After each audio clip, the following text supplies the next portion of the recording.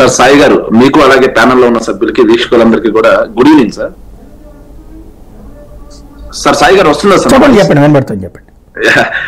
జనసేన మిత్రులు చెప్తుంటే నవ్వు వస్తుంది సార్. ఎందుకంటే మాకు ఐపాక్ అని చెప్పేసి ఒక టీం మా వైఎస్ఆర్ కాంగ్రెస్ పార్టీ కోసం ఐపాక్ అనే టీం 2017 నుంచి మాకు పనిచేస్తూ ఉన్న టీం మధ్యలో వచ్చేసి ఐపాక్ నుంచి ప్రశాంత్ కిషోర్ అనే అతను ఐపాక్ నుంచి వైదొలిగాడు.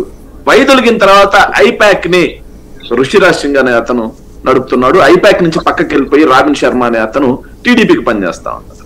మరి ఇది ఎలాంటి టీం లేకుండా, సర్వే చేయడానికి అసలు టీమే లేకుండా మరి ఎలా చెప్పగలుగుతున్నారు ప్రశాంత్ కిషోర్ అనే అతను?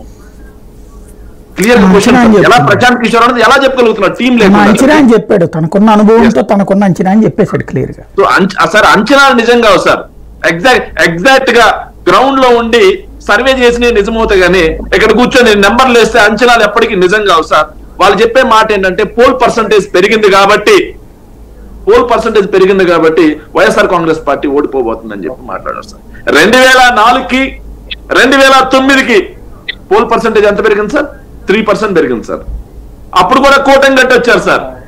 కోటం గట్టి వచ్చి వైఎస్ఆర్ ని ఓడిస్తున్న మహాకూటమి వచ్చేస్తుంది, ఇక వైఎస్ఆర్ శంకరగిరి మాన్యాలని చెప్పి మాట్లాడారండి. ఏం జరిగింది సార్? చివరికి వైఎస్ఆర్ గారు రెండోసారి అధికారం చేపట్టారు.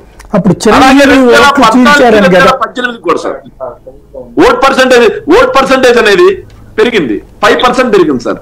కానీ కేసీఆర్ గారు ఓడిపోయారా? 2018కి 2023కి ఓట్ పర్సెంట్ అనేది 3% తగ్గింది సార్ తెలంగాణలో.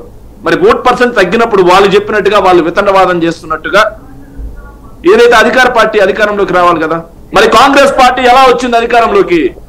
సో ఓటు పర్సంటేజ్ అనేది కాదు సార్ ఇక్కడ వేవ్. మాకు ఐపాక్ ఒకటే కాకుండా చెవిరెడ్డి గారి సర్వే కానీ, మిథున్ రెడ్డి గారి సర్వే కానీ, ఇంకా మీకు బాగా తెలుస్తారు, మీరు విశ్లేషిస్తూ ఉంటారు. జన్మత్ పోల్స్ అని చెప్పి ఒక సర్వే ఉంటుంది సార్. ఆ జన్మత్ పోల్స్ అనే ఒక సర్వే కర్ణాటకలోను అలాగే తెలంగాణలోను అలాగే 2 చోట్ల కూడా పర్ఫెక్ట్ గా ఇచ్చినటువంటి సర్వే మళ్ళీ మాకు ఇచ్చింది సార్ ఈ రోజు. ఇవే కాకుండా 128 స్థానాల్లో వైసీపీ గెలుస్తుంది అని చెప్పేసి ఏదైతే సురేష్ కుమార్ అనే అతను కర్ణాటకలో అలాగే తెలంగాణలో పర్ఫెక్ట్ గా ఇచ్చిన అతను, యాజ్ ఇట్ ఈస్ గా ఇచ్చిన అతను చెప్తా ఉన్నారు. వాళ్ళు ఇండియా టుడే పోల్స్ గురించి మాట్లాడుతున్నారు సార్. ఇండియా టుడే అనే పోల్స్ ఎన్నాళ్ళ నుంచో తప్పుడు సర్వేలు ఇస్తూ ఉంది. ఇండియా టుడే పోల్స్ అనేవి వాస్తవ విరుద్ధంగా ఉన్నాయని క్లియర్ గా కనిపిస్తుంది.